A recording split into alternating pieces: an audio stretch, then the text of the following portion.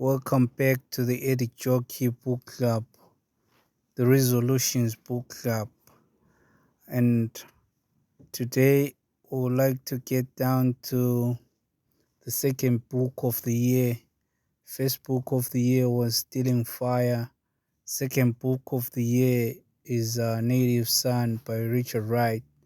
I already said that I've had this book as a hardcover before. I think I read it back in 2020 or 2007. Yeah, I think I read it back in 2007. Um, well, it's not a really easy book to read and not an easy book to to tell you about. So I'll ask my AI friends to do something.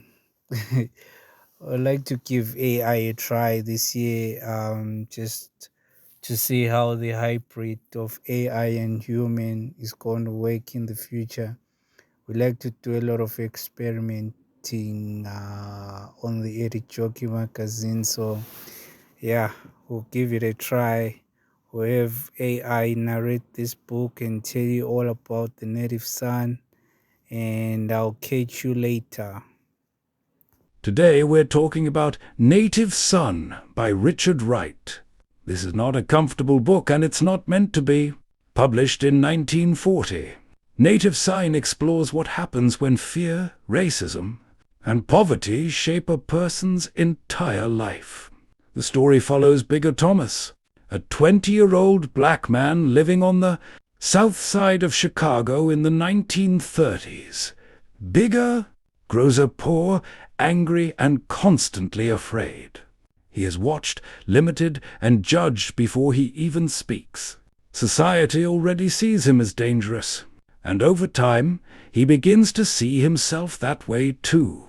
Bigger gets a job as a chauffeur for the wealthy Dalton family. They see themselves as progressive and supportive of black people, but they don't truly understand Bigger's reality. Their kindness is shallow, and it puts Bigger in uncomfortable and dangerous situations. One night, Bigger drives the Daltons' daughter Mary home while she is drunk. When he helps her into her bedroom, her blind mother enters the room. Afraid of being caught and possibly killed, Bigger panics and accidentally smothers Mary. This moment changes everything. Instead of confessing, Bigger covers up the death. For the first time in his life, he feels a sense of control. It isn't freedom, but power. Wright shows how someone who has always felt powerless can mistake violence for strength. As pressure builds, Bigger's girlfriend Bessie becomes a risk. She is frightened and wants to escape. Bigger kills her deliberately to protect himself. This second murder shows how far he has fallen, moving from fear into moral collapse. Bigger is eventually caught, and his trial becomes a public spectacle. The courtroom focuses less on justice and more on fear. The media turns Bigger into a symbol of black criminality, stripping away his humanity. Bigger Slayer, Boris Max, argues that Bigger is not just an individual criminal, but the product of a cruel system. A society built on segregation, poverty, and humiliation helped create him. Bigger didn't invent this world, he was shaped by it. In the end, Bigger accepts his fate. He gains self-understanding, but too late to change the outcome. Native Son does not offer comfort or easy answers.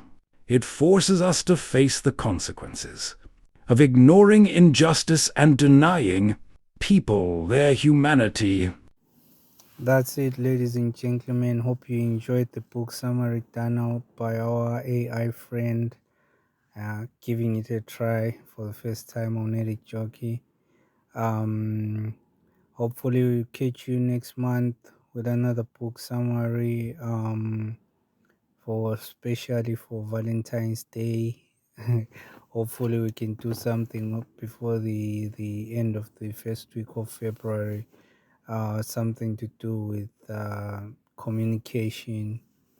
Um, look out for it. It should help you with mastering small talk and making people do what you want by just communicating well. Cheers, everyone.